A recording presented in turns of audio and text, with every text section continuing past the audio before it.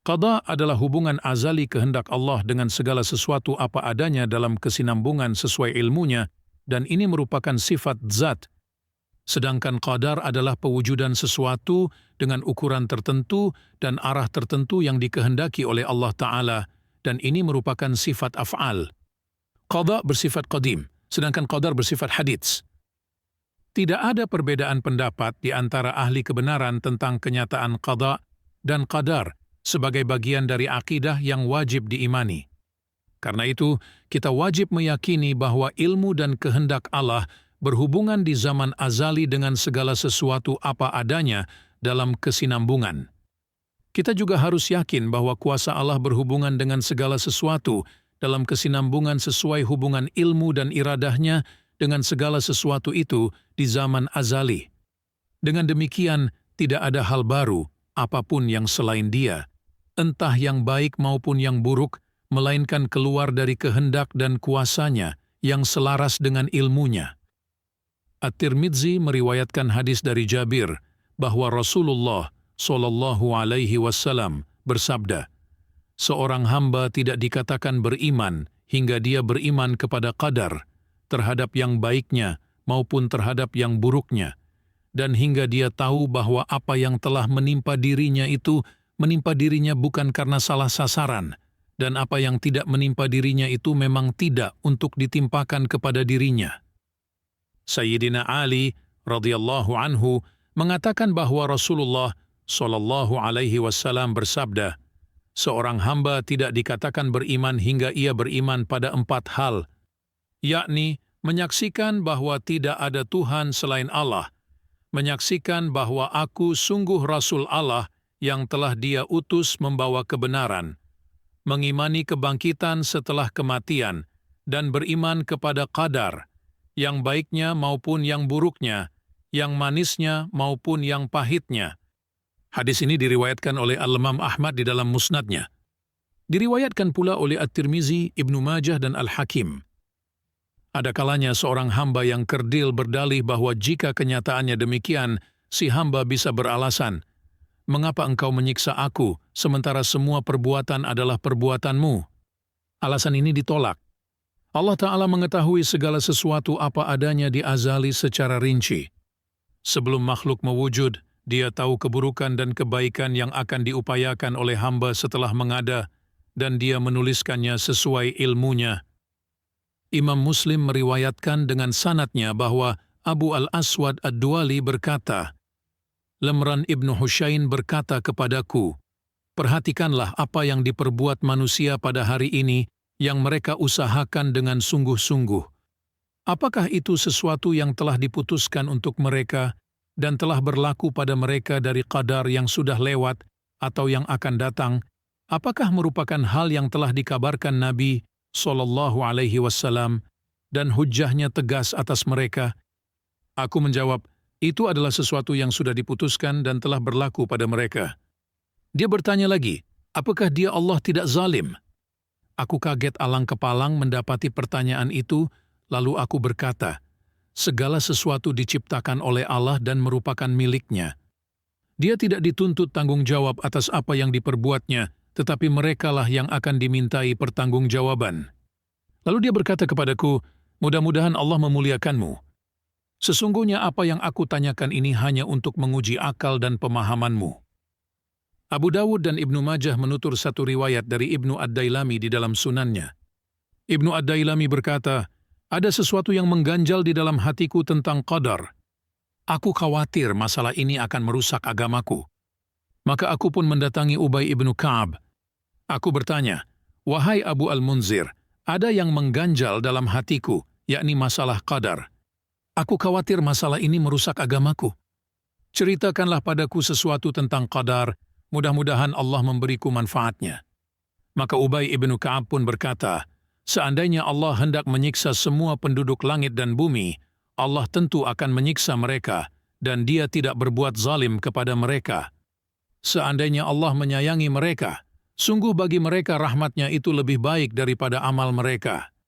Kalaupun engkau mempunyai emas segunung Uhud dan engkau nafkahkan semuanya di jalan Allah, itu tidak akan diterima sebelum engkau beriman kepada qadar dan engkau harus mengerti bahwa apa yang menimpamu tidak akan luput darimu, dan yang luput darimu tidak akan menimpa dirimu. Sesungguhnya jika engkau mati tetapi tidak meyakini hal ini, engkau akan masuk neraka. Jika belum yakin, datanglah kepada saudara Abdullah ibnu Mas'ud dan tanyakanlah kepadanya. Aku mendatangi Abdullah ibnu Mas'ud dan menanyakan hal yang sama seperti yang aku tanyakan kepada Ubay. Dan ternyata Abdullah ibnu Mas'ud pun memberikan penjelasan seperti yang diuraikan oleh Ubay. Lalu dia berkata, jika keyakinanmu belum mantap, datanglah kepada Khudzaifah. Aku mendatangi Khudzaifah dan bertanya tentang hal yang sama. Jawaban Khudzaifah ternyata sama dengan Ubay dan Abdullah. Lalu dia berkata, jika engkau belum mantap, datanglah kepada Zaid ibnu Sabit dan tanyakan kepadanya. Maka aku pun mendatangi Zaid ibnu Sabit dan bertanya kepadanya. Zaid ibnu Sabit menjawab, aku mendengar Rasulullah bersabda, seandainya Allah hendak menyiksa semua penduduk langit dan bumi, Allah tentu akan menyiksa mereka, dan Dia tidak berbuat zalim kepada mereka. Seandainya Allah menyayangi mereka, sungguh rahmat-Nya itu lebih baik daripada amal mereka. Kalaupun engkau mempunyai emas segunung Uhud, dan engkau nafkahkan semuanya di jalan Allah, itu tidak akan diterima sebelum engkau beriman kepada qadar, dan engkau mengerti bahwa apa yang menimpamu tidak akan luput darimu, dan yang luput darimu tidak akan menimpa dirimu. Sesungguhnya jika engkau mati tetapi tidak meyakini hal ini, engkau akan masuk neraka. Sebagai catatan, selamat dari siksa itu sungguh murni sebagai rahmat dari Allah, bukan karena amal mereka. Karena itu, bagi mereka rahmat-Nya lebih baik daripada amal mereka. Al-Imam Asy-Syafi'i radhiyallahu anhu berkata, apa yang engkau kehendaki pasti terjadi, walau aku tidak menghendakinya. Sedangkan apa yang aku kehendaki, tidakkah akan terjadi bila engkau tidak menghendakinya? Engkau telah menciptakan hamba selaras dengan ilmumu. Dan di dalam ilmumu, si muda dan orang tua itu berjalan. Yang ini engkau beri petunjuk, yang itu engkau nistakan. Yang ini engkau tolong, yang itu tak engkau bantu. Yang ini sengsara, yang itu bahagia. Yang ini buruk, yang itu baik. Yang ini kuat, yang itu lemah. Semua dikendalikan oleh af'alnya. Rasulullah SAW bersabda, semua jiwa telah Allah tetapkan tempatnya di surga atau di neraka. An-Nawawi berkata dalam komentarnya tentang hadis tersebut, Al-Imam Abu Al-Muzaffar As-Sam'ani berkata, untuk memahami masalah ini harus bersumber pada Al-Quran dan hadis, tidak cukup dengan qiyas dan nalar akal. Barang siapa mengesampingkan Al-Quran dan hadis, dia akan tersesat dan jatuh ke dalam samudera kebingungan, tidak sampai pada kepuasan jiwa, dan tidak akan memperoleh ketenangan hati. Sebab qadar adalah salah satu rahasia Allah Ta'ala yang dibungkus berlapis tabir. Allah memonopolinya sendiri dan menabirinya dari akal dan pengetahuan makhluk untuk hikmah yang diketahuinya. Kewajiban kita adalah tawakuf, menerima batasan dari Al-Quran dan hadis untuk pemahaman kita, tidak perlu melangkahinya. Pengetahuan tentang qadar Allah telah Dia sembunyikan dari semua makhluk, bahkan Nabi utusan pun tidak. Dia beritahu, demikian pula para malaikat yang didekatkan.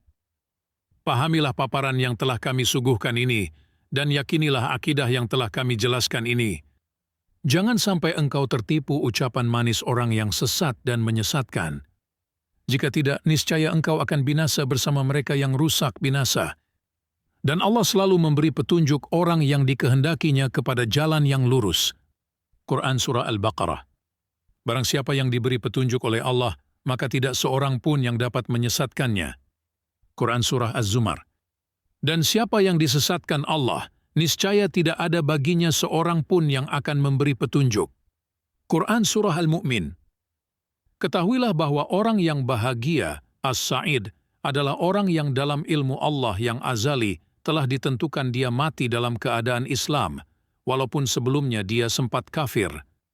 Sedangkan orang yang celaka, asyishaki, adalah orang yang dalam ilmu Allah yang azali telah ditentukan dia mati dalam keadaan kafir, walaupun sebelumnya dia sempat Islam. Bahagian adalah mati dalam keadaan Islam. Celaka adalah mati dalam keadaan kafir. Keduanya telah ditakdirkan Allah sejak azali. Bukan berarti bahwa yang bahagia itu mengalami perubahan takdir Allah dari kafir menjadi Islam, tidak pula yang sengsara itu mengalami perubahan takdir dari Islam menjadi kafir. Tetapi dalam ilmu Allah, yang tampak sebagai keberubahan itu adalah perjalanan yang sudah ditentukan dan tidak berubah dalam ilmu Allah yang azali, sebagaimana yang Anda maklumi. Dengan demikian, orang yang sudah diputuskan sebagai orang yang bahagia tidak akan menjadi orang yang celaka, dan orang yang telah diputuskan sebagai orang yang celaka tidak akan menjadi yang selamat. Keselamatan tidak berganti posisi dengan celaka atau sebaliknya, seperti yang telah ditetapkan. Bila tidak demikian, berarti Allah tidak bersifat ilmu, melainkan jahl, tidak tahu, dan ini sungguh mustahil. Kondisi di akhir hayat, Al-Khatimah, menjadi petunjuk akan ketentuan Allah yang terdahulu, As-Sabiqah. Apabila usia hamba ditutup dengan keislaman, itu menunjukkan bahwa dalam ketentuan azalinya, dia tercatat sebagai orang yang bahagia, walaupun di dunia didahului kekufuran. Apabila usia hamba ditutup dengan kekafiran, na'udzubillah min zalik, itu menunjukkan bahwa di azalinya dia tercatat sebagai orang yang celaka, meskipun di dunianya sempat mengalami keislaman. Karena itu, ada ulama yang berkata, apabila seseorang dicipta tidak untuk bahagia, prasangka pengasuhnya akan tertinggal dan si pengharap pun jadi frustasi. Musa yang diasuh Jibril ternyata kafir. Sedang Musa yang diasuh Fir'aun ternyata Rasul Allah. Allah Ta'ala akan memudahkan masing-masing orang untuk melakukan hal yang sesuai dengan penciptaan dirinya. Dengan anugerahnya Allah memudahkan orang yang bahagia untuk beriman dan melakukan ketaatan. Dan dengan keadilannya Allah memudahkan orang yang celaka untuk melakukan kekafiran dan maksiat. Allah Ta'ala berfirman, adapun orang yang memberikan hartanya di jalan Allah dan bertakwa dan membenarkan adanya pahala yang terbaik, surga, maka kami kelak akan menyiapkan baginya jalan yang mudah. Dan adapun orang-orang yang bakhil dan merasa dirinya cukup, serta mendustakan pahala yang terbaik, maka kelak kami akan menyiapkan baginya jalan yang sukar. Quran Surah Al-Lail. Al-Imam Muslim meriwayatkan dari Jabir bahwa Suraqah ibnu Malik berkata, Ya Rasulullah, terangkan kepada kami tentang agama kami, seperti kenyataan bahwa kami telah diciptakan saat ini. Di mana posisi amal? Apakah pada kenyataan yang telah dicatat dan telah digariskan takdir, atau akan ditentukan kemudian? Rasulullah bersabda, telah dicatat dan telah digariskan takdir. Suraqah berkata, lalu untuk alasan apa amal dilakukan jika takdir kita telah ditentukan? Rasulullah SAW bersabda, beramallah. Sebab semua orang dimudahkan untuk berbuat hal yang untuknya dia diciptakan. Dan setiap orang akan melakukan apa yang harus diperbuatnya. Adapun tentang firman Allah Ta'ala, setiap waktu dia dalam kesibukan, Quran Surah Ar-Rahman maksudnya adalah kesibukan yang tidak bermula.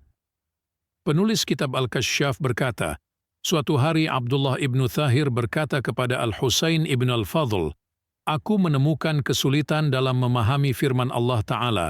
Setiap waktu dia dalam kesibukan, sehubungan dengan adanya hadis syahih yang menyatakan bahwa pena telah kering dengan segala yang sudah ada sampai hari kiamat.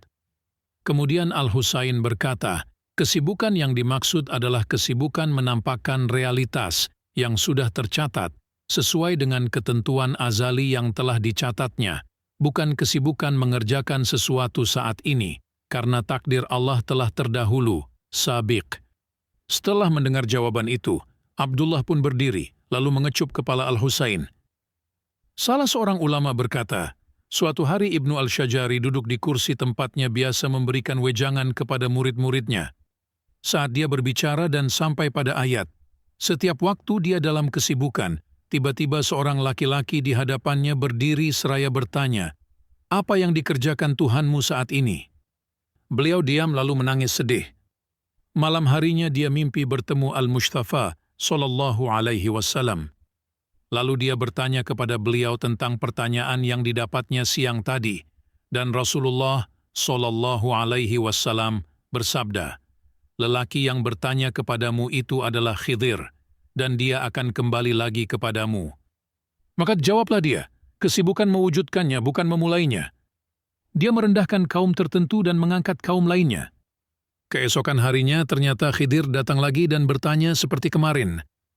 Maka Ibnu Ash-Syajari pun menjawabnya sebagaimana disarankan Rasulullah Shallallahu Alaihi Wasallam. Setelah mendengar jawaban itu, Khidir pun berkata kepadanya, "Bersyalawatlah pada beliau yang telah mengajarimu."